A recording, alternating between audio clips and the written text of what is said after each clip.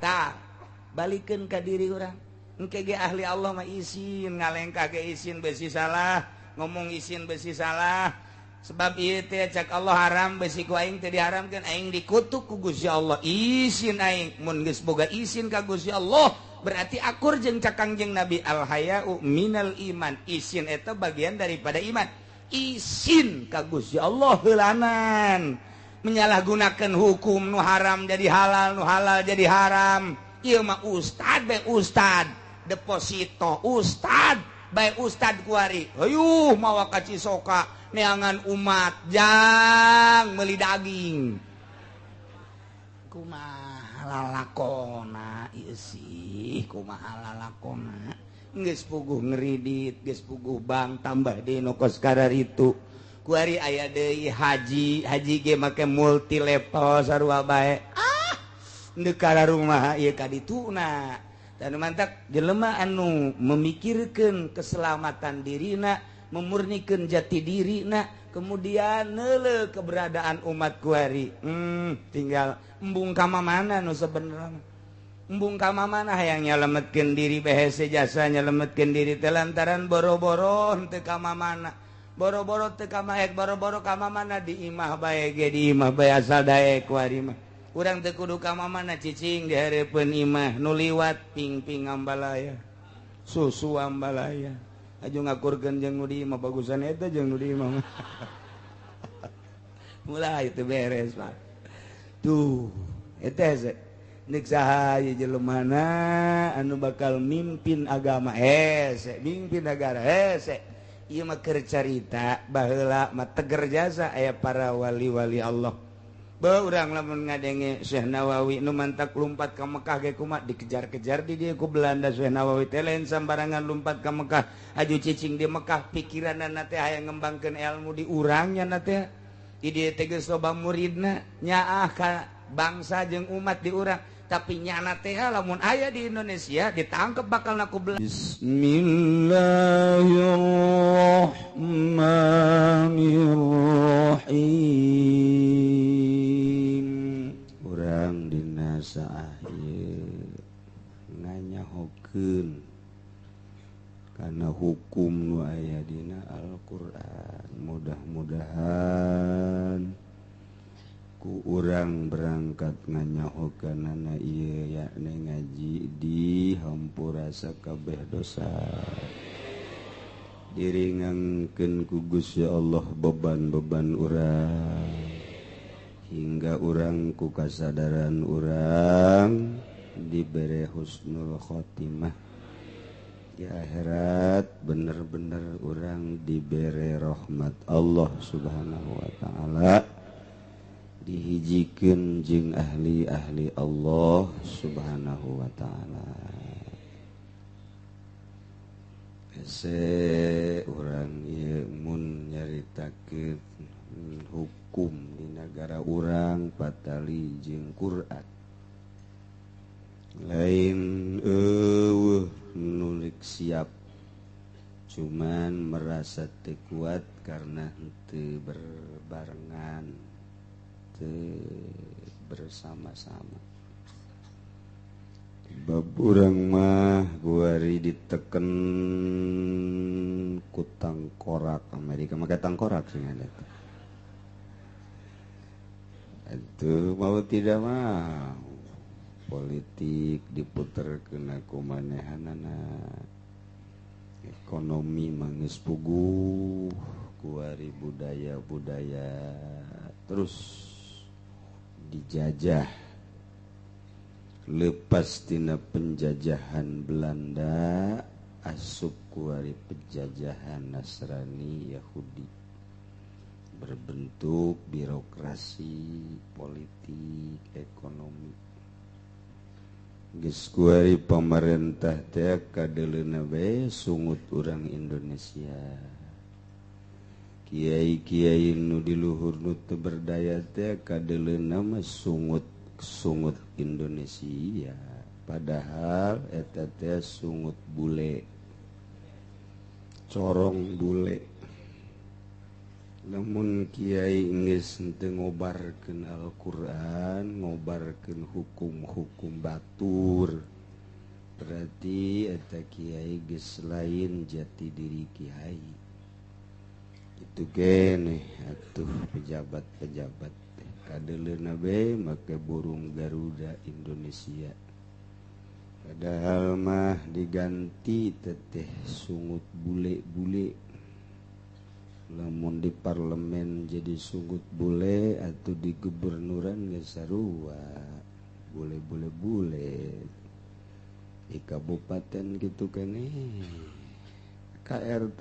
RT bule atuh atuh ge ngahiji beungkeuteun aja beungkeutan di akhirat jeung si bule gitu. Aduh salametkeun diri orang mumpung aya keneh waktu teu bisa orang nabrak lantaran teu kahontal urang bae nyalametkeun diri taqarrub tadarrub ka Gusti Allah. Gusti abdi sanes teu hoyong make Al-Qur'an seutuhna, di antarana kisos itu sangat tidak berlaku, baik eta had zina, had mabok,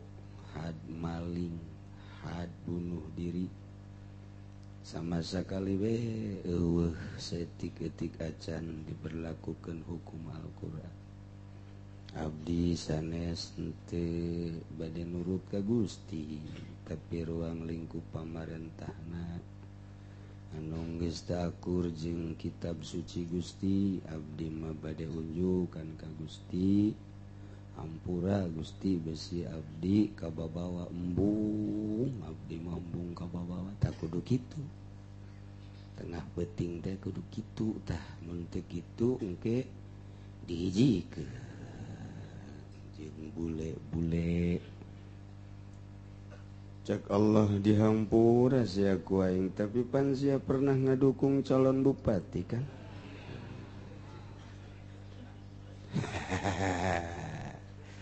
Aduh cak Kiai sial kaduhung ngaji aing. Sia teh kulon ngaji ka dieu atuh. Aing tahan teu sia. Ka ditu kanu tenang. Ngajina ulah ka dieu.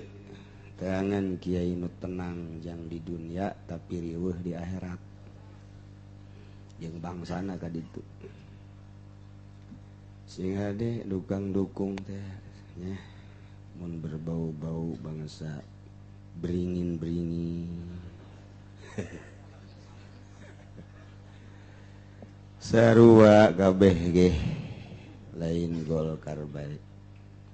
Memang endek ngamajukeun hukum batur di urang teh serba salah. Ieu mah keur carita Quran teh teu dipake. Ngaju urang ulah teh dukang dukung gitu. Dukung ai dibere duit mah komo gede mah ngaju ngacung bae di abdi mah atos cenah dirante sia ku aing. Pilih dukung jang kalangsungan bangsa jeung negara, tapi ulah main sugak sogok tah eta nu kosaran itu ulah daek dibeli diri urang. Aing ye ku dibeli mah berat, boa milih ge berat, tanggung jawab di hareupeun Allah. Tak kudu boga pikiran kitu tah, ngaji teh ongkoh jadi kiai tapi teu robah-robah. Heueuh pan jadi kiai ngaji terus bae tapi teu robah-robah atuh komo nu lain kiai. Tu lain kiai mah pan ka neraka ge pantes ka neraka ai lain kiai mah. Ai kiai mah teu pantes ka neraka. Misalna lurah camat ka neraka aduh cek urang pantes. Urang ge ngamanteskeun kananya kanyana. Bupati cenah ka neraka atuh mah jeunna. Tapi lamun kiai mah kan neraka ji teh kiai di ka mana eta?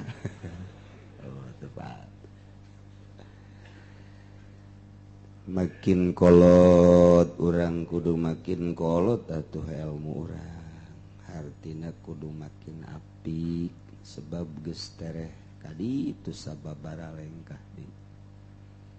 ngaji maca kitab mah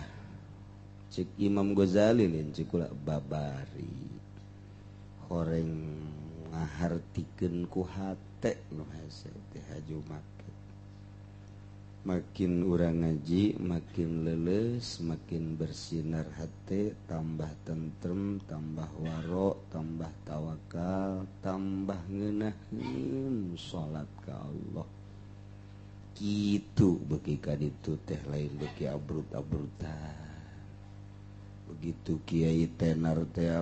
terkenal di mana-mana diambean ku bupati dijadikeun kesempatan eta Kiai ku bok-brok ilmu teh dipake neangan jang meuli ban jang meuli naon deui sen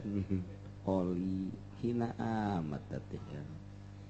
ilmu mah pake meuli ridho Allah subhanahu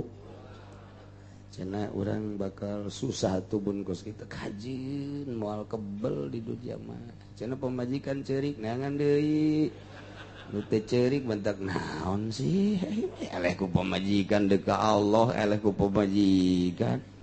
urang deuk tawakal magahan ngaji tentrem pemajikan noelan titah usaha manya eleh ku pemajikan keyakinan urang teu mah Kiai ondo teh mah kos ondo sama Kiai Kosip. Iya jadi makin kadi lain jauh na ngaji lain deket na ngaji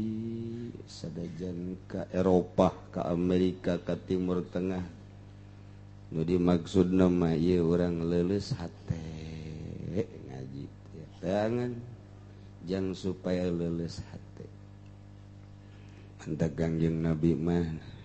supaya leuleus hate teh nasihat teh lain bae ku jelema kafa bil mauti wa'izon nu paeh sing jadi nasihat ka urang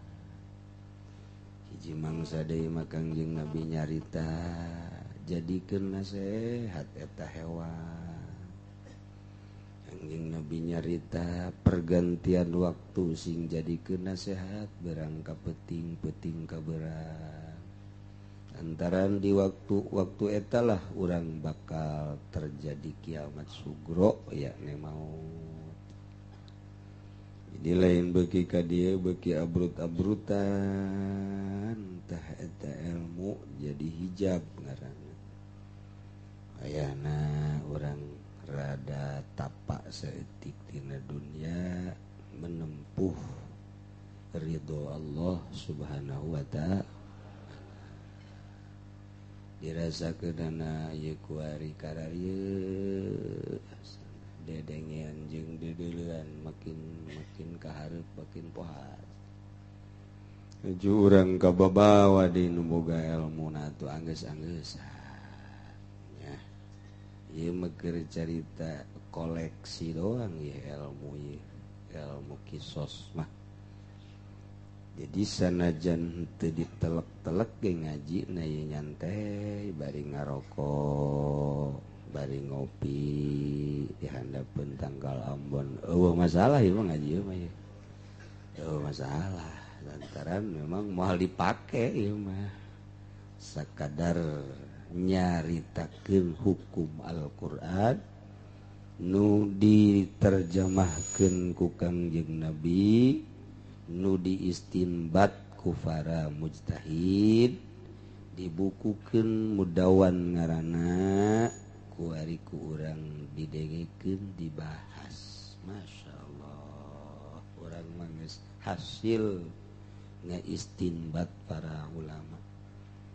tinggal ambae tinggal ngadahar bae tinggal mengkonsumsi kudu hese-hese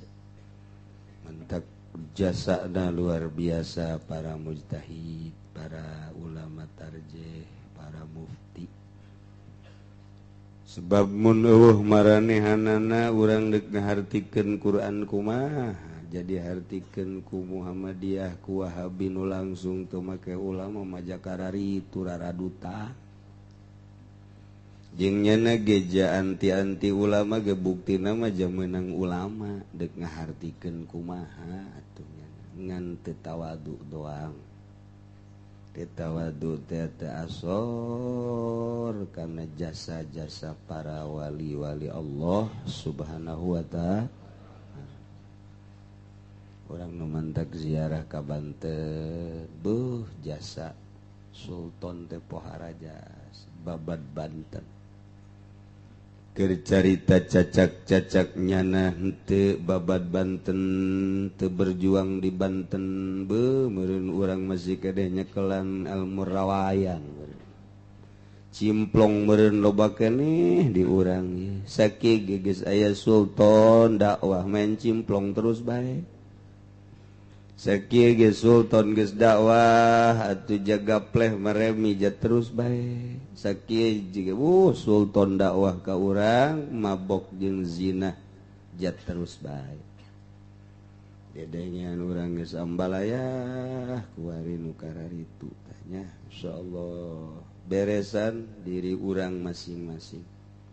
sebab nu bekal menghadap ka Gusti urang sorangan nu bakal ditanya diintrospeksi urang KPH kurang gerak hisab awak kurang hasibu qoblaan tuha sabu salat aing tibalik datang ka ayeuna komplit apa henteu sanggeusna komplit bener syarat jeung rukuna apa henteu sanggeusna bener syarat jeung rukuna babacaanana bener tah henteu sanggeusna bener atawa henteu babacaanna khusyuk atawa henteu terus makin hari hitung ku urang perbaiki salat urang hari ieu mah ya bangsa pertanahan boh teu meunang tinggalun diperbaiki bener-bener urusan perdagangan diperbaiki henteu jore bagus tapi kunaon nu bakal urang menghadap langsung ka Gusti teu pati diperbaiki salat urang zakat urang sakedeung deui urang puasa tah ieu puasa urang tingkatkeun tina puasa tahun-tahun nu geus kaliwat tahun nu kaliwat puasa aing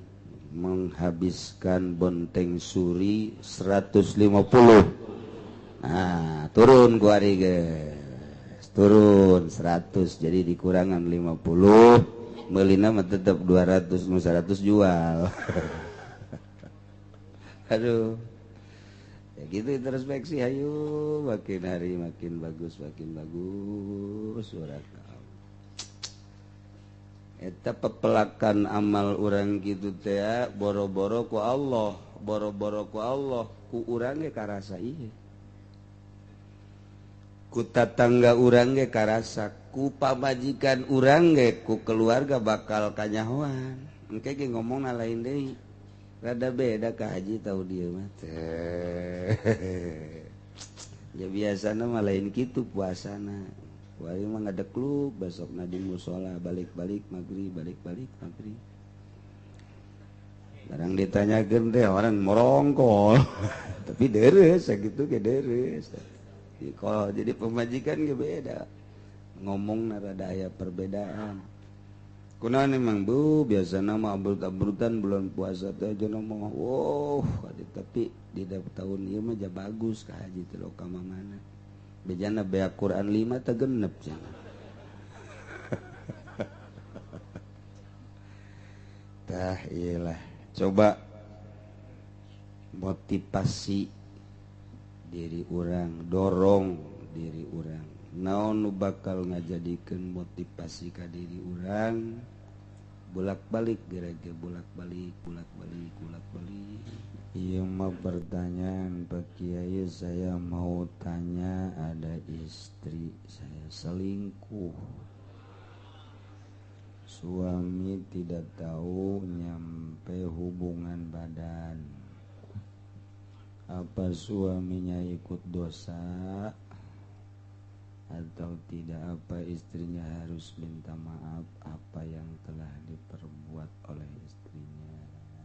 Saya menukiki ditanya soal dosa manteka babawa salakina mah sebab dama pribadi, urusan pribadi deui. Kecuali lamun ku salakina diantep atau dititah. Oh malam minggu kali itu lumayan 1.000-2.000 neraka itu salaki kata. Soal minta maaf atuh kudu ka salakina lamun bakal fitnah. Tapi lamun bakal fitnah mah teu kudu. Saya hem ku sorangan kebejang ceng-celengan di akhirat. Itu bae eta mah. Adapun salakina hayu nyaho kumaha tindakan salaki terserah. Dek diteruskeun bae rumah tangga na mangga, dek gesan bae eueuh masalah. Tergantung kumaha bae. Geus kitu tamah. Kemudian ieu mah Fatihah deui sing hajrah. Ieu manon ye bahagia rek nanya aya di kampung onom seorang ustad anu ngaharamkeun zakat fitrah ka pamarentah. Tolong pangjelaskeun. Saya kakarak ngaji meureun. Unggal dek puasa ngajelaskeun. Atau ngajina saya mengees bae. Zakat fitrah eta wajib hukumna sarua jeung salat jeung zakat nu lain ge wajib. Zakat eta aya masrobna 8 innamas shadaqatu lil fuqara'i wal masakin. Amilin mualafah terus 8 eueuh pamerintahan di jerona eueuh baca Qur'an eueuh.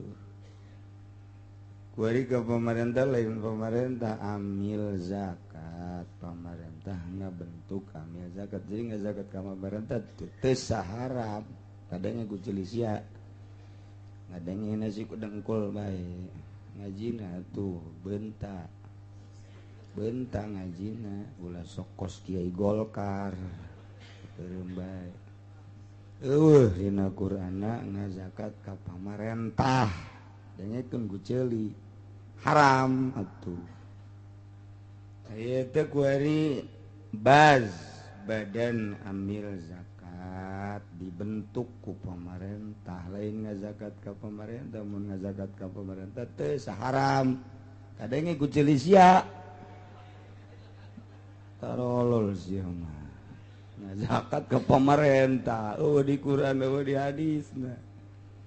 haram zakat ke pemerintah siata aya ge lain ke pemerintah badan amil zakat meunang ngabentuk pemerintah ulah salah ngomong ke pemerintah mah teu sah. Badan amil zakatna memenuhi syarat ente di urang ente.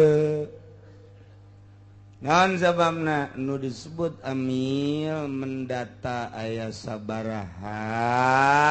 nu kawajiban ngazakat didata ku amil zakat sabaraha fakir miskin nu bakal dikembalikeun ieu zakat ka masrofna gawe ngaranna lain ngecedog di kantor. Digawe amil teh wong kang migawe badan amil wong kang migawe ing zakat kadengen teh ku celis ya bongan sia nanya wong kang migawe amil teh lain wong kang nikahaken. Aduh supaya jelas ya pan urang ngaji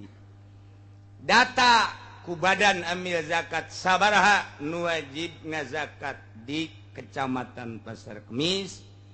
Kecamatan Cikupa, Belaraja, kumna sakabupaten geus aya pagawe data sabaraha fakir miskin termasuk rang dangora.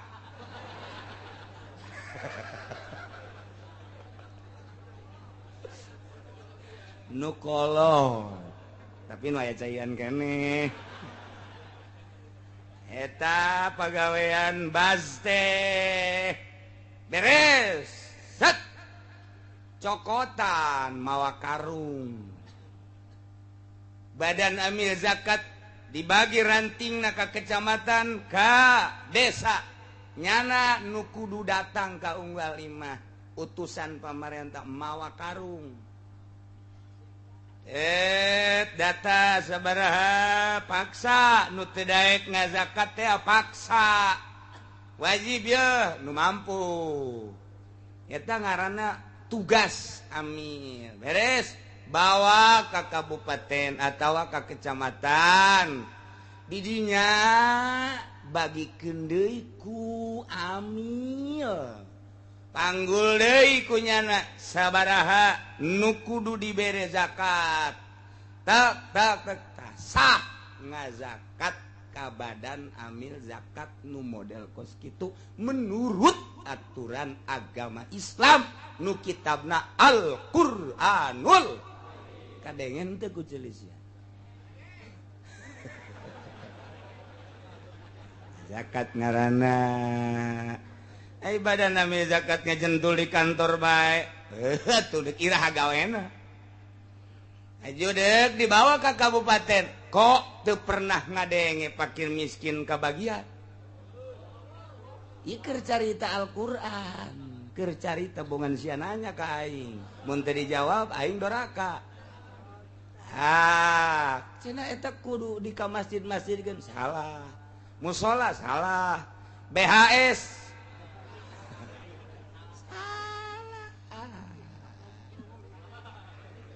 saya bakal carita loba keneh fakir miskin nu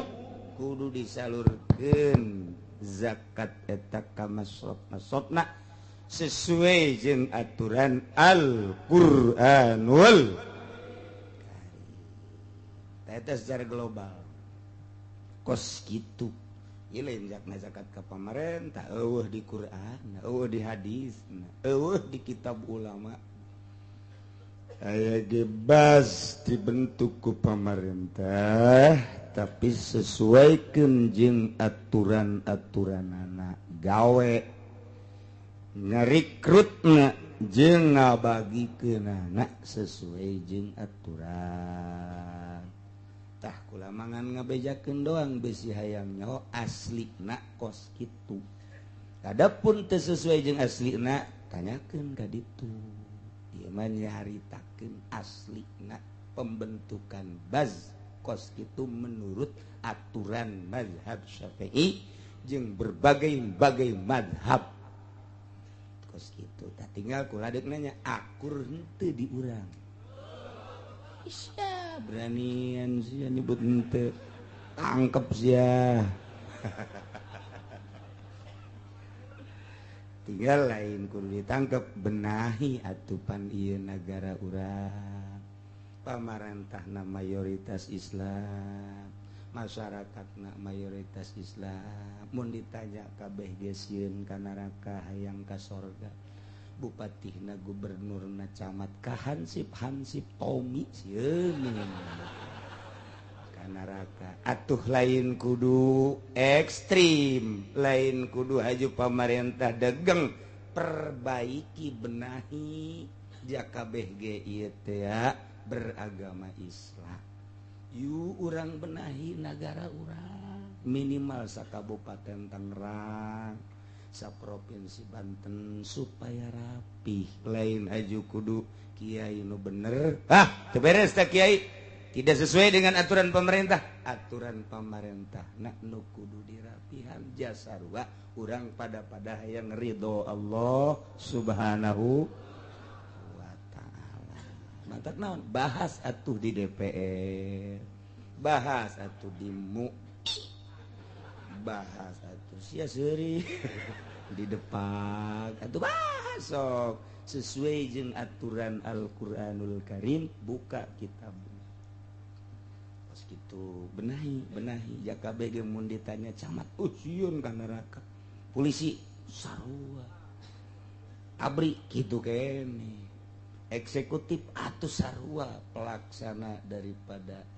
sodoran-sodoran ti itu legislatif atuh sarua bae sarieun ka neraka hayang ka sorga geus atuh benahi sesuaikeun jeung aturanana ulah acak-acakan saukur sakitu aceuna moal ngadenge mangga leg-leg engke di ditu di akhirat sok ka ditu sakitu hungkul tah abeh nyaho ditanya naon gitu bongan sia nanya tah pas kitu tah pertanyaan sia pasti sia ieu greget ka kieu nu ngaharamkeun nu bener sia nu goblok ge abeh jawab itu malah mengingat di kampung saya banyak saudara-saudara kita umat Islam yang ikut merayakan tahun baru Masehi dengan membakar petasan, kembang api dan juga kegiatan-kegiatan maksiat lainnya. Bahkan di antara mereka ada ustadz dan ustadz Golkar dan orang-orang yang sudah punya pangkat haji Golkar. Untuk itu tolong dijelaskan sekali lagi hukum merayakan tahun baru yang seperti itu. Atuh temen teu kudu heze-heze ieu dititah apa henteu ku agama geus sakitu. Lamun dititah mana ayatna mana hadisna, lamun henteu atuh kasia-sia doraka eta mah. Ye nu nyieuna ge milu masalah ye. Aduh, iyalah jang ningali kumaha datang ka mana ieu mempertahankan akidah, mempertahankan kesucian agama ternyata atuh kos kadari. Aram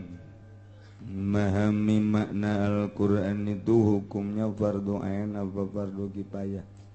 Memahami mana Al-Qur'an mah ieu teu butuh teu fardu maca na nu dipardukeun ge fardu ain Fatihah fardu ain mah anu tiba ka tiap-tiap hulu mun teu bisa doraka eta Fatihah lantaran jang salat unggal poe sapoe sapeting minimal 5 kali yakni nu farduna tambah nu sunah. Adapun memahami makna Al-Qur'an tergantung kebutuhan.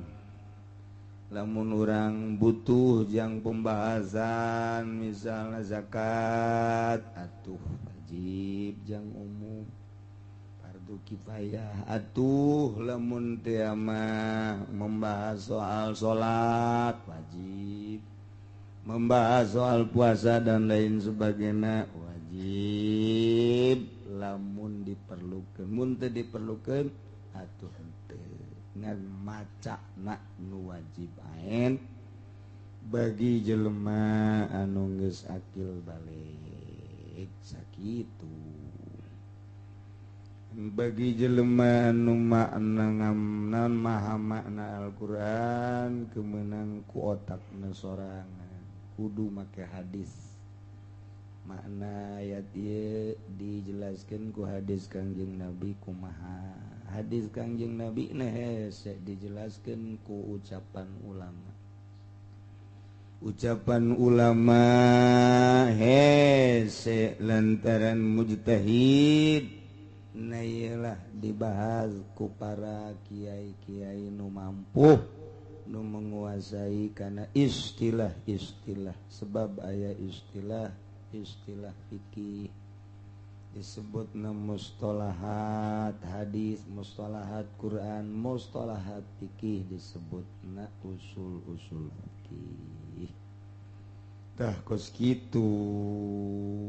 jadi hese berceritakeun nyaritakeun makna Al-Qur'an lantaran lain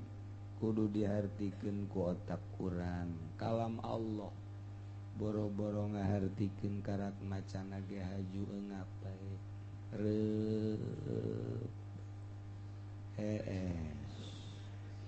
asal ngadengen nu maca Quran WHS atawa urang maca haju HS bae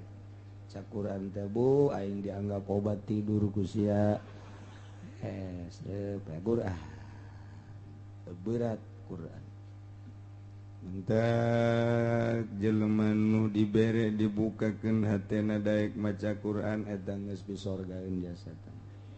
atawa daek ngadengikeun Al-Qur'an daek ngahartikeun ngadengikeun geus pohara teh mah meunang taufik ti Gusti Allah ngadengikeunana doang ge geus pohara komo bari maca panjang cerita Al-Qur'an. Urang neruskeun masalah pembunuhan ngabunuh aya 3 rupa hiji aya ngabunuh kasalahan mun teu ngamaksud kanu dibunuhna imah katimpah urang keur naek ragag nimpah nu dihandap kasalahan wa imah urang malang kenaon bae kemudian aya jelema liwat kasalahan atawa urang nembak manuk ternyata di luhur aya jelema kasalahan keneh atawa urang kitu nuar tangkal kayu ai praktea dihandapna teu kadeuleu aya jelema liwat deui bae gubrak ninggang kasalahan teu kudu dibunuh deui tamangan wajib bayar diat. Nomor kedua aya ngabunuh ngahajain qasodaha bima yaqtulu goliban lamun ngamaksud migawe ngabunuhna ditujukeun ka jelema nu rek dibunuhna make alat nu biasana osok maehan sok ngabunuh kaya ning pistol, bedil, golok, pedang jeung sajabana ta eta kakara kisos. Nomor katilu kasalahan lain ngahaja lain tapi sarupa jeung ngahaja syibhul amdi di mana-mana ngamaksud cuman ku alat nu biasana henteu maehkeun kaya ning nyana ngagebug make leungeun lalaunan atawa make pecut atawa make tungked golepak pae syibhu amdin sarupa kana ngahaja teu wajib kudu dipaehan deui. Jadi maehan anu kasalahan teu wajib kudu dipaehan deui. Maehan anu sarupa jeung ngahaja teu wajib kudu dipaehan deui. Nu wajib dipaehan deui mah nu ngabunuhna ngahaja tah eta wajib dibunuh deui. Lamun ieu dilaksanakeun di negara urang moal aya pembunuhan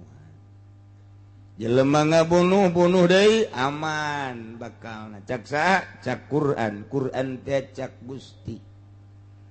walil qisasi hayatu ya ulil albab. Bu panjang dongengna cek ahli bilaga. Kos kitulah walil qisasi tetep kana kisos sartina lamun dilaksanakeun hukum kisos bunuh deui bakal bukti hayatun kahirupan anu jujur nu adil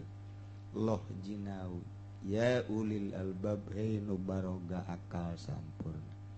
laksanakeun gegera di negara bunuh deui mun anjeun hayang kaasup kana ulil albab nu boga akal sampurna. Lamun di sebuah negara kemudian ngabunuh teu dibunuh deui berarti teu baroga akal nu sampurna. Cara di Vietnam mah ngabunuh teu dibunuh deui lantaran teu sampurna akalna. Ai di urang mah atuh ai dibunuh di urang mah kos kieu bae.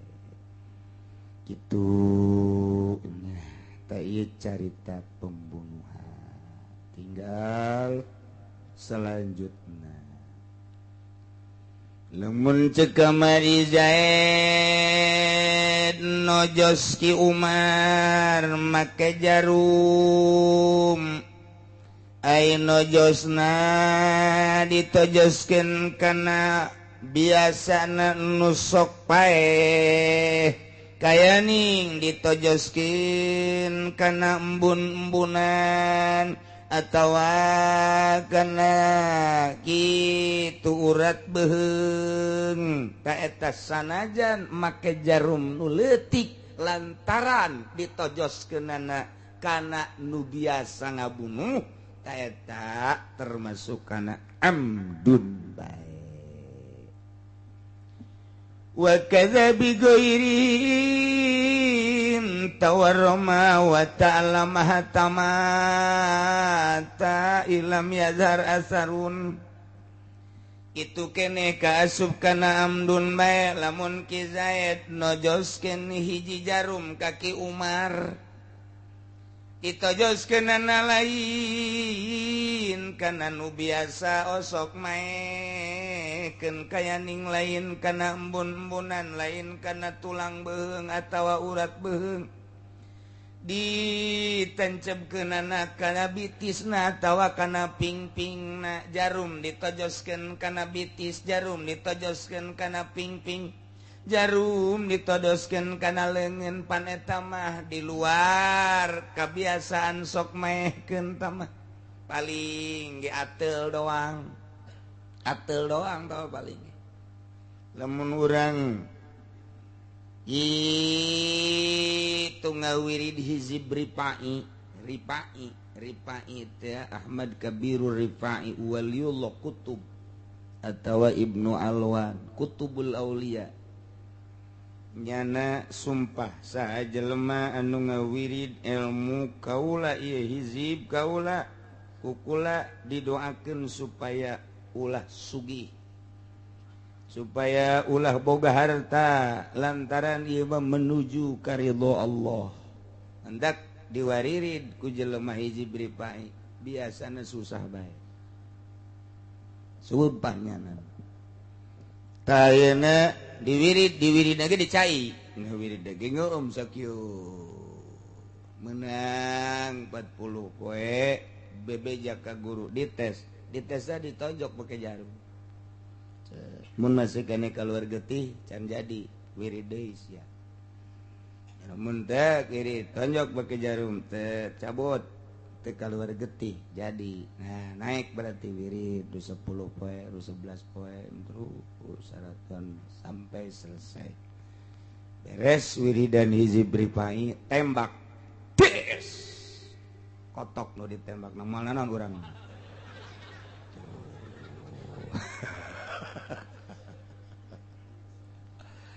eta istimewa hizib Rifai mandak anu jadi geng Tanjung Priuk baheula ternyata ngebogaan hizib Rifai nu ngagebogaan nu jadi geng di kitu Grogol baheula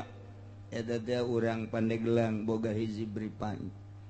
itu keneh zaman baheula nu jadi geng di kitu pasar sayuran teh naon ngaranna induk eta ge sarua boga hizib Rifai teger hizib Rifai entek kurang kulon mah lamun aya nu nang tangan buka dada kajenting aya 3 ge buluna buka pilih sia di belah mana sih yang ngadek aing ngagolok aing nembak aing mun geus jadi hiji bripanya teh kos kitu teh ieu keur carita ditonjok teu naon ces but paling keluar nu putih-putih doang tah eta teh dicekel ku para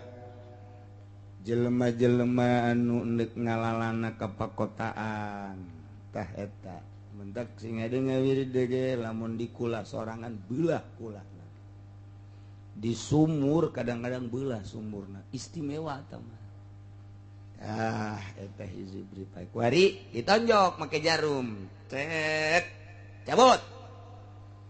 pan eta mah sapira jarum tapi kebel-kebel ngagedean bareuh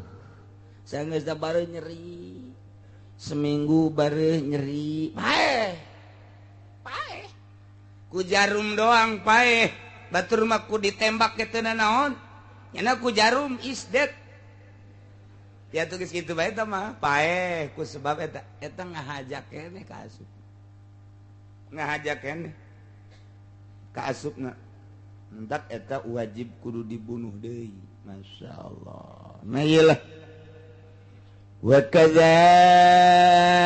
gitu kene sarua jeung amdun bae bigoirihi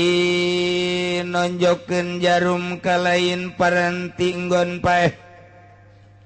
itu ge intawaroma lamun haju bareuh wa ta'ala majeng nyeri hatamata hingga paeh eta jelema asup kana amdun bae masyaallah Pailam yazar asarul wa mata fil hali pasibu amdin zaid nonjokeun jarum ka tonggong Ki Umar cas cabut deui pangaruhna naon sugan aya bareuh teu sugan aya nyeri henteu tapak-tapak jaruman sama sakalingan rada ateul doang ai praksa jam 2 jam maut ta eta makasup kana syibhu amdin artina kaasupkeun kana sarupa jeung haja teu kudu dipaehan deui ngan wajib bayar diat 100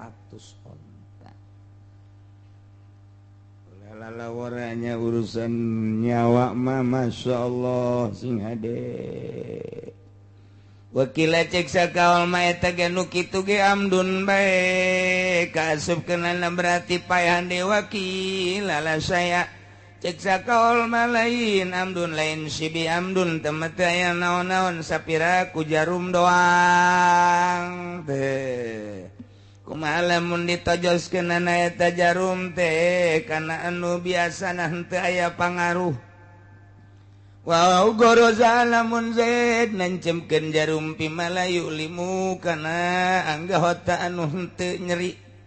contona seperti nonjokeun kana kulit akbin keneung mapan ayana ditukangeun dampal pan eta mah tilok aya pangaruhna naon lantaran eta mah atuh sarua jeung lamun di kuda mah nu kitu mah ngaranna teh ngaranna calakutik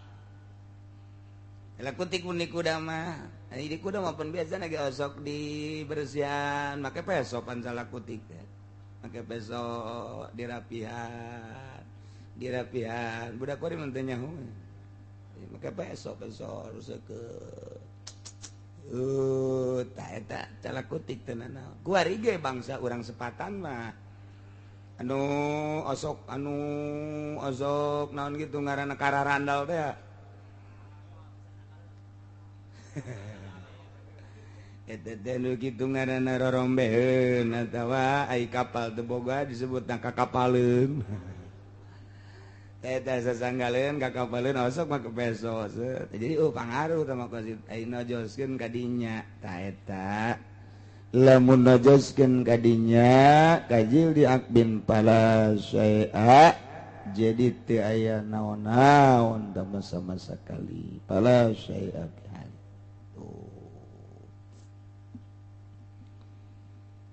Zaid seorang polisi. Nah, polisi ya. Ibrak nangkep jelema sel sanggeusna di sel diantepkeun bae ku polisi dibere dahar henteu dibere nginum henteu nyana unta enta neangan kaluar ge teu meunang sapoe dua poe tilu poe dibere dahar henteu dibere nginum henteu nyana menta teu meunang kanu sejen ngagolepak di jero penjara di jero sel kumaha eta hukumna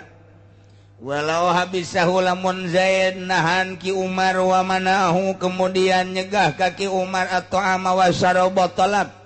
dahar nginum teu dibere bahkan menta kaluar neangan deuk meuli ge teu dibere hatta mata sehingga paeh kumaha tah fa in madat mudatun yamutum istuhu fi ghaliban ju'an awasan bahamdun maka lamun ngaliwat masa nu memang sakitu poe teh galibna teh sok paeh berarti maehan ngahajat ta polisi tah maehan ngahajat tah atawa lain polisi urang bae urang ku keheul-keheulna ka Ki Umar lantaran Ki Umar teh padu jeung anak orang panggap Ki Umar cokot asupkeun ka kamar kemudian dibere dahar henteu dibere nginum henteu nyana neangan ge teu meunang pokoknya mah geus disekap di jero kamar sapoe dua poe tilu poe empat poe lima poe genep poe di jeuleu jengker di jero maehan ngahajat atuh eta mah lantaran galib-galibna kekuatan manusia eta menurut aturan tikih 3 hari tilu poe eta teh lamun tilu poe teu dibere dahar paeh eta teh geus termasuk ngahajat lamun kakarak sapoe doang mah teh dibere dahar sapoe sapeuting paeh henteu teman teu ngahajat mah encan teh mah encan kasupkeun ngahajat ieu mah lamun geus leuwih ti 3 poe batasna 3 poe teh dibere dahar teh dibere nginum teu dibere neangan ge teu meunang manehanana disekep 3 poe ting paeh ngahajat berarti kasupna paehan deui Masya Allah eta cenanya nambah berkasus ya kasusnya selesaikan dahar mah tetep bae kudu dibere dahar mah tetep bae kudu dibere kasusnya narkoba selesaikan urusan narkoba kasusnya ieu teh kasus maling selesaikan urusan kasus maling nyana nama ditahanan wajib kudu dibere dahar dibere nginum mantak aya jelema hayang ditahan bae abeh ngeunaheun bae cenah dahar nginum puguh jeung tempe doang aya jelema anu di rumah sakit dia embung balik embung aya aki-aki umur 70 tahun penyakitan diopna terus bae kuari geus bisa lelempangan cek pamajikanna cek anak cek dulurna balik bae nyembung aing mah yang di dieu bae cek nya betah jasa balik bae henteu aing mah di dieu bae dibujuk henteu tita balik ge teu daek bae horenganan nu ngarawatannya nana eta adalah jadi perawatnya bager jasakanya terus diganti impusna diusapan dielap ceknya aing di imam aja teu kos kieu aing macana aing di rumah sakit bae ngeunaheun kadang-kadang kacana eta ieu na di non ngaranna ciih teh kiih panti kiihna kapan terus diganti ka diomeng kumaha teh nah eta dong cenah aing ngeunaheun kita balik embung bae sia bae barali ka ditu heuy ieu mah kita balik pan mayar ide kajian pang mayarkeun bae ngagosi betah sakit aing mah di rumah sakit oplon teh cebeta kieu haji urang siku poblon eta aya nu hayang di penjara bae balik di penjara lintuh lantaran dahar dibere sanajan kangkung tempe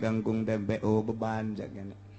ngeunaheun atuh macem-macem jelema teh anu ngeunaheun di penjara teu ngeunaheun di luar aya nu ngeunaheun di luar teu ngeunaheun di penjara tergantung kumaha manusia ngan ieu mah tetep bae kudu dibere dahar bae teu dibere dahar doraka samun lamun saja jadi paeh atuh jadi amdun di dunia mah masalah tetep bae di akhirat polisi eta engke disidang ku Gusti Allah urusan kasus mah kasus tapi urusan mere dahar mah tetep bae wajib boro-boro manusia jajak-jajak aya hiji awewe ge nyekep ucing eta ucing teh diantep bae diberedar teu dibere nginum teu dikaluarkeun teu taneangan sorangan gen teu datang ka pae ucing tersebut pae ditahan disekep ku seorang wanita awewe asup kana neraka ku sebab nyekep ucing. Komo ya jelema Pailam yakun bihi julwatun sabikun pasibu ilhamdin maka lamun memang kijaya teh ieu nyekepna ki Umar teh dina masa nu teu kapiheulaan heula ku lapar teu kapiheulaan ku ngelak teu kapiheulaan teu ieu mah pasibu amdin tah mangarana sibi amdin geus teu wajib kudu dipayandengan wajib diat doang wa in kana badujuin wajsin walimal habis alhal pahamdun lamun memang aya wa in kana muntin nemu yakni aya sawareh lapar sawareh ngelak nyahun kijayat teh kana tingkah lapar jeung ngelakna tapi kunyanan teh dibere dahar teh dibere nginum datang ka pae amdun wa ila lamun teu nyahun fala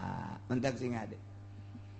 hade sukap-sekep jelema Tuhan tahan jelema tetep bae ieu dahar jeung nginumna ka eta kudu diperhatikeun galibna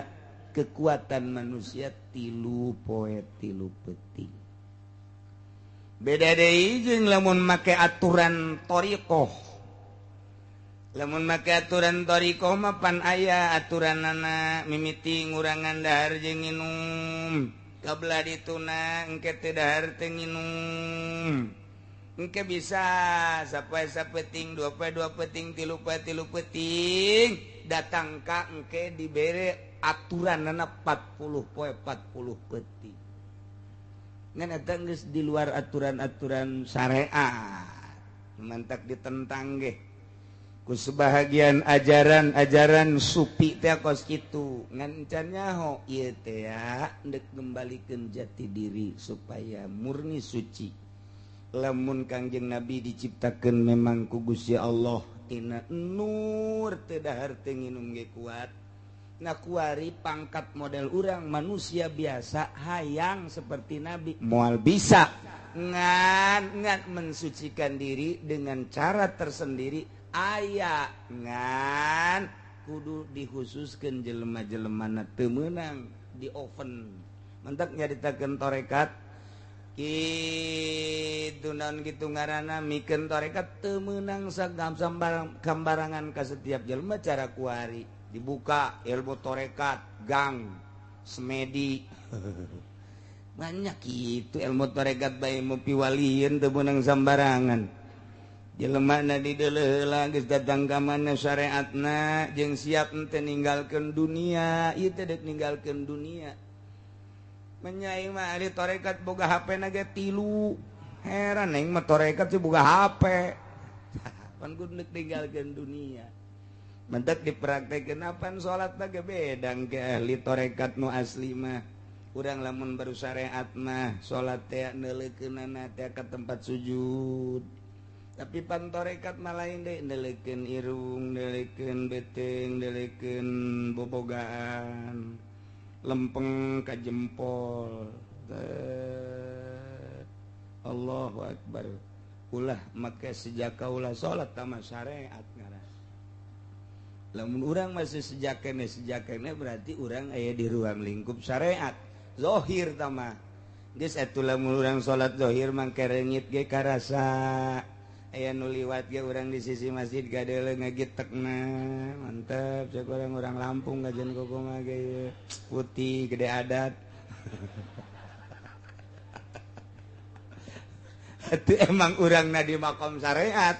atuh zahir pan syariat mah fakum bi zahir walah takum bis sarair zahir tamatah geus atuh aya di makom zahir ateul karasa reungit karasa dedengean kanyawan emang urangna aya di ruang lingkup eta tapi lamun urangna pindah tidinya pindah ku ari mah pindah teh hese rasa mantak beda engke sare nage lamun sare urang make syariat mah disunahkeun ku Kangjeng Nabi teh ngigir urangna di dieu mah daerah urang mah berarti sirah urang aya belah kaler yeuna dikieukeun teh we ngahareup ka ditu ka kulon ka kiblat berarti ngabayangkeun bahwa urang teh di jero kuburan kitu kapan syariat dititahna kitu bae. Aya lain gitu aya khusus Kangjeng Nabi mantak teu kahartieun ku Muhammadiyah jeung Persis sebabnya nama teu pernah mendalami eta aya khusus ke sarena ge lain deui ari ahli tarekat mah kumaha biasa bae lempeng sukuna ka ditu ka kulon sirahna aya di wetan di daerah urang malantaran Baitullahna di ditu janjel yeuna saeti yeuna ka dieu sidakrep ka dia ka iru ka dia lempeng suku dage di talian abeh nararangtung kudu didelekeun tungtung jempol bari napas kaluhuru Allahu geus ngabayangkeun ieu teh paeh teh aing teh geus lain nonton TV atuh ngabayangkeun lain tahun baruan nyekel petas jeung petasan nu geus kieu lempeng lurus aya babacaan khusus pasrah diri ka Gusti Allah mantak impianana nu kos kitu mah impian langsung ti Gusti Allah geus bersih mandi teh wudu teh tuh jadi beda anu mantak ieu keur carita ulah sok nandakeun jeung nyebutkeun torekat ka anu sok zikir isin lantaran torekat mah piwalieun deuk ninggalkeun dunya manya barang norekat teu wauh jeung jelema barang norekat hajus hasem barang norek kos kitu amat teu nyaho berarti kana aturan-aturanan biasa bae engke namun geus jadina torekat mah eueuh nu dipekekasieun hiji iwal Allah anu dijalankeunana secara zahir syariat nyaritakeun wudu nyaritakeun salat puasa ari dara raek mah ari henteu nya nama emang geus ka Allah bae geus salat na ge ngeunaheun nya nama tadu disebut lazat salat teh eta tah jiwana geus ka Allah bae geus masih kena boga perasaan salat sorangan salat teh aing usolli sejak kaula salat eta teh pikir teh moal aya ngeunaheun salat datang ka modar ge kos kitu datang ka paeh biasa-biasa bae salat sebab naon ngarasa dirina nu salat ari ahli tarekat tugas jadi mah pan henteu boga rasa diri nu salat teh naon atuh atuh teh mah geus kos kitu bae teh mah geus pokon kanikmatan tersendiri Allahu akbar ta eta teh pindah tah eta pindahna tina syariat kana hakikat katempo geus alam-alam katempo teh lain katempo kumaha aya di alam hakikat sagala rupa teh geus ku Allah sagala rupa Allah etalah jati diri manusia teh kos kitu sakumaha Kangjeng Nabi ngan Kangjeng Nabi nyaritakeunana teh khusus sebab dititah dakwah teh syariat mentak teu meunang tak kos karar itu mah teu meunang lamun aya anu ngembangkeun kos kitu kemudian nyana ngajelaskeun cara diurang Syekh Siti Jenar dibunuh cara di Irak Ki Halaj dibunuh bae lantaran naon sasar kudu kumaha teh dirahasiakeun jak kabeh ge engke perasaan teh kos kitu bae Syekh Syarif Hidayatullah Maulana Hasanuddin Syekh Maulana Yusuf termasuk Ki Asnawi Caringin Syekh Abdul Karim terus ahli-ahli Allah teh boga perasaanna kos kitu mantak dunia teh leutik nya nama rarasaan teh leuweuna naonan ieu teh eueuh sebab naon eueuh pan dunia teh tatadina engke bakal eueuh deui atuh kunaon mikiran nu eueuh atuh mikiran mah nu maha bako bae saha Gusti Allah artina mikiran Gusti Allah teh kumaha atuh aturan-aturanana laksanakeun ulah mikiran dunia mah tadina eueuh ku ari aya ke bakal eueuh deui kok urang riweuh kuno eueuh tuh jaheuh nya balik ngridit deui eta nu ngantak hese ge ilmu teh lamun diteruskeun ngaji sanggeus ngaji fikih urang ngaji tasawuf kakara ke ngaji tasawuf mah caritaan Minhajul Abidin caritaan jelema nu geus usul ka Gusti Allah nyaritakeun ihya caritaan tama Imam Ghazali urang nyaritakeun ilmu hakikat perasaan dituangkeun di sebuah tulisan kitab hikam Syekh Athaillah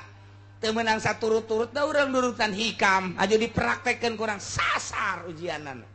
naon sababna can datang eta mah perasaan hakikat dituangkeun di sebuah tulisan dijadikeun kitab jadi tauhid aslina adalah hikam tuturkeun ku urang sasar ujianan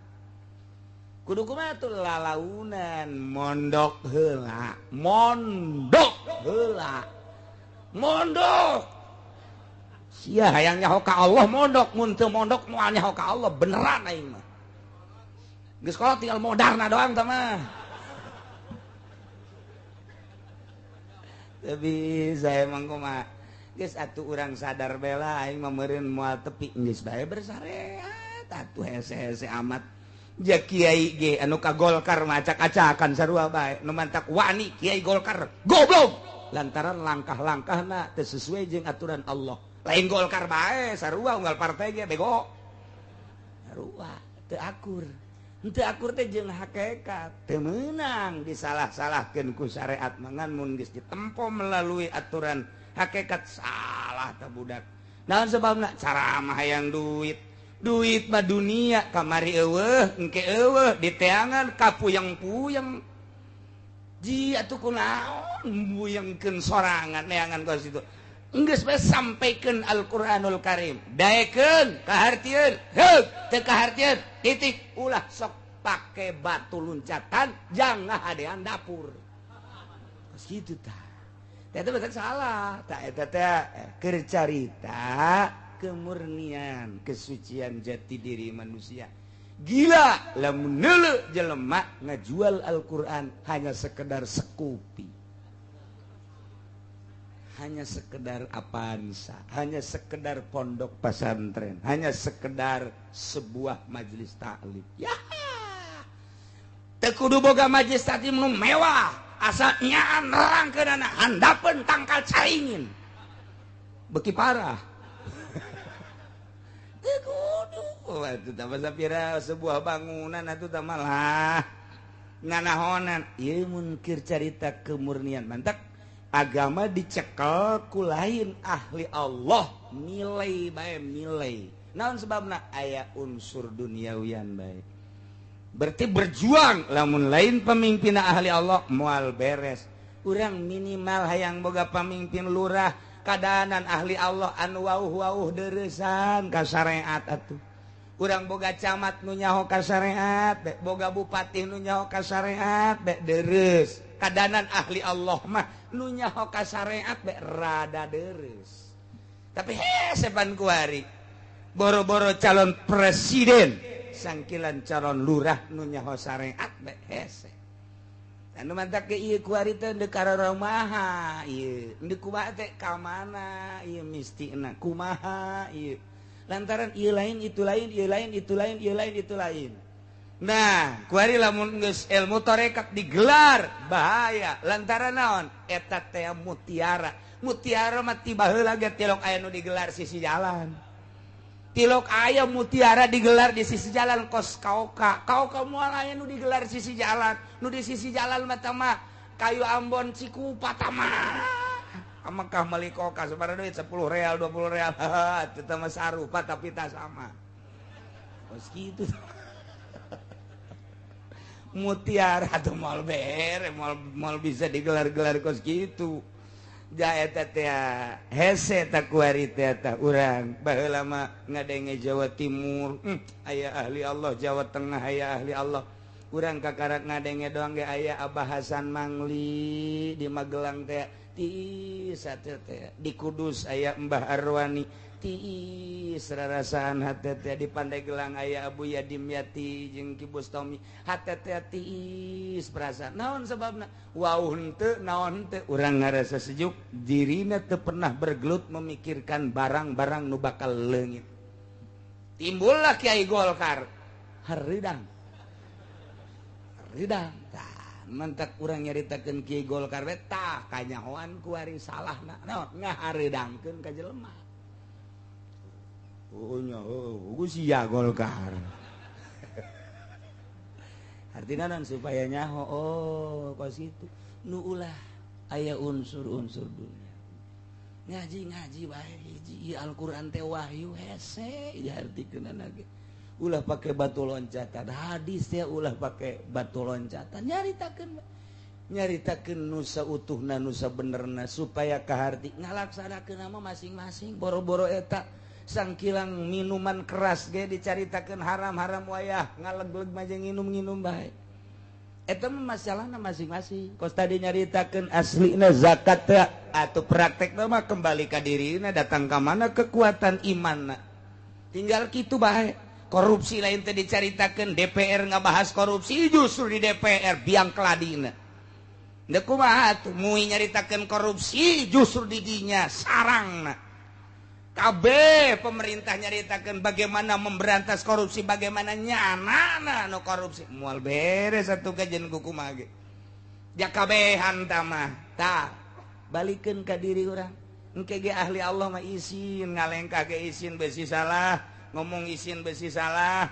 sebab ieu teh cak Allah haram besi ku aing teh diharamkeun aing dikutuk ku Gusti Allah izin aing mun geus boga izin ka Gusti Allah berarti akur jeung cakangjeng Nabi al haya'u minal iman izin eta bagian daripada iman izin ka Gusti Allah heulanan menyalahgunakeun hukum nu haram jadi halal nu halal jadi haram ieu mah ustad bae ustad deposito ustad bae ustad kuari hayuh mawa ka Cisoka neangan umat jang meuli daging kumaha lalakona ieu sih kumaha lalakona geus puguh ngeridit geus puguh bang tambah deui nu kos kararitu kuari aya deui haji ge make multi level sarua bae deuk ka rumah ieu ka dituna dan mantap jelema anu memikirkeun keselamatan dirina memurnikeun jati dirina kemudian neuleuh keberadaan umat kuari tinggal embung ka mana nu sabenerna embung ka mana hayang nyalametkeun diri behese jasa nyalametkeun diri teh lantaran boro-boro teu ka mana boro-boro teu ka maek boro-boro ka mana di imah bae ge di imah bae asal daek kuari mah urang teu kudu ka mana cicing di hareupeun imah nu liwat ping-ping ambalaya susu ambalaya aju ngakurkeun jeung nu di imah bagusan eta jeung nu di imah mulai itu beres Pak tuh eta nek saha jelemana anu bakal mimpin agama hese mimpin negara hese ieu mah keur carita baheula mah teger jasa aya para wali-wali Allah beuh urang lamun ngadenge Syekh Nawawi nu mantak lumpat ka Mekah ge kumaha dikejar-kejar di dieu ku Belanda Syekh Nawawi teh lain sambarangan lumpat ka Mekah aju cicing di Mekah pikiranna teh hayang ngembangkeun ilmu di urangnya teh di dieu teh geus loba muridna nyaah ka bangsa jeung umat di urang tapi nyana teh lamun aya di Indonesia ditangkep bakal ku Belanda dibunuh sebab pengaruhna satu kali ucap luar biasa pengaruhna asa cek Syekh Nawawi ngidul asa cek Nawawi ngaler padahal masih keneh budak keneh kunaon eta teu boga intrik teu boga kepentingan duniawi hiji bae ngajak ka Allah jelema narur mantak tangkap cek Belanda kabur Syekh Nawawi ka Mekah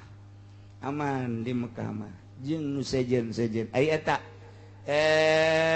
Abuya nu kamari maot teh Daman Huri emang di Mekah na kumaha di Mekah na teh apan manehanana teh lumpat di dieu teh keur zaman Soeharto rit jasa asal kiai teh asup Golkar bae ditangkap nyana embung jasa ka Golkar disalametkeun ku Gusti Allah hakikatna mah nyana lumpatkan ka Mekah eta kiai Daman teh lain ka Mekah sembarangan embung diteken dipandai-gelang tidak asup Golkar lumpat ke Mekah ngan harita mah zaman aman di Mekah jadi guru besarnya na di Masjidil Haram kebelah dieuna Wahabi nyerang keluar ti Masjidil Haram ngan mukimin jeung santri nu ngaji kebelah dieuna sarua pemerintahan Arab teh lantaran Wahabina kenceng jasa akhirna nyana terus diteror cicing bae paling lumpat ka dieu dititah ka dieu deui lantaran dibutuhkeun tafsirna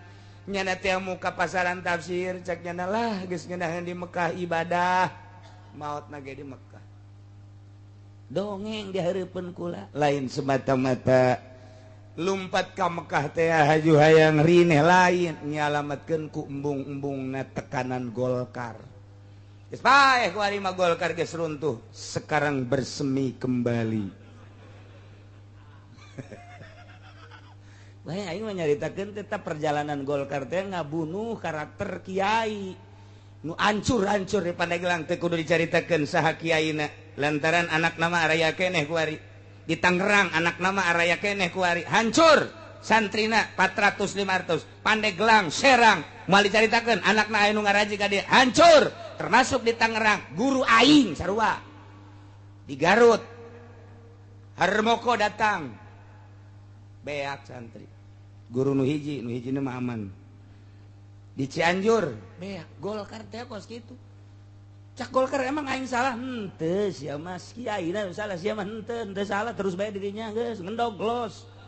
kiaina nu salah kunaon salahna kabita ka duitna kiaina nu salah aing mah lain nyarekanan sia Golkar mah geus runtuh ngan sekarang bersemi kembali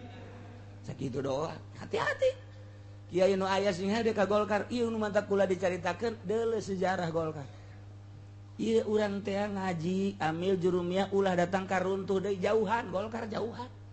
Lain greget ka Golkar na siana ulah hayang duit Golkar sakitu beja Golkar mah terus bae.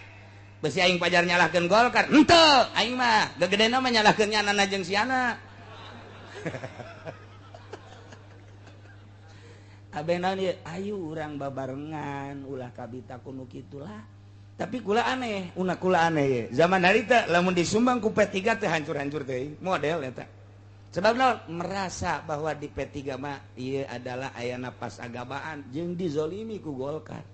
Loba nu dibere ku tokoh-tokoh P3 aman-aman bae, tapi asal dibere bae ku Golkar. Sabaraha pasantren di Garut, sabaraha pasantren di Bandung, geus teu kudu ka Garut ka Bandung ya sia mah. Kitu disebut teh cak urang Bandung mah naon kitu ngaranna teh lokal mana teh naon ngaranna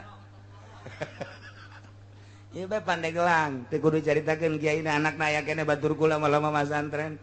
Serang ajuran pesantren bae 2 tingkat Tangerang lain lalagaan sabaraha kiai panglomana di Tangerang ajur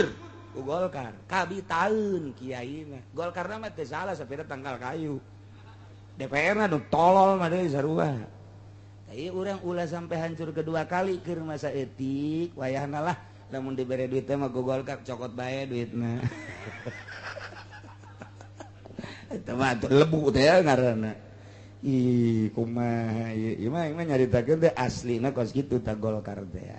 Jadi bere ku P3 mah zaman harita henteu pati kumaha. Tapi kuari mah ulah kuna naon ge geus bae kajen tapak. Batur matapa di gunung, wali matapa di hutan di gunung, urang matapa ulah daek dibere ku Golkar, ulah daek dibere ku partai, ulah daek dibere ku bangsa kos karitu beta, geus hebat. Kiai di zaman kuari mah teu kudu ka gunung, teu kudu ka leuweung, tapa ulah ngeridit, tapa ulah boga TV, tapa ulah boga HP, tapa ulah asup ka Golkar, tapa kos kitu geus jadi wali asana kiai, asal boga anak bikang bae.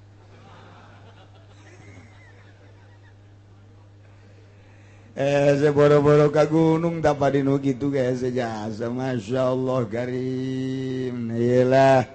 cerita ngabunuh jadi berarti Golkar dia pembunuh sebenarnya pembunuh karakter kiai andek besi aya tokoh Golkar dek diajak ka imah awas nu ngajakna ku aing sia ditampiling sia ku aing terido aing mah beneran sia aya sieun sianya dek DPR tah camata asal aya tokoh Golkar datang ka imah ulah siana ku aing nu bakal ditampiling sia wallahu a'lam.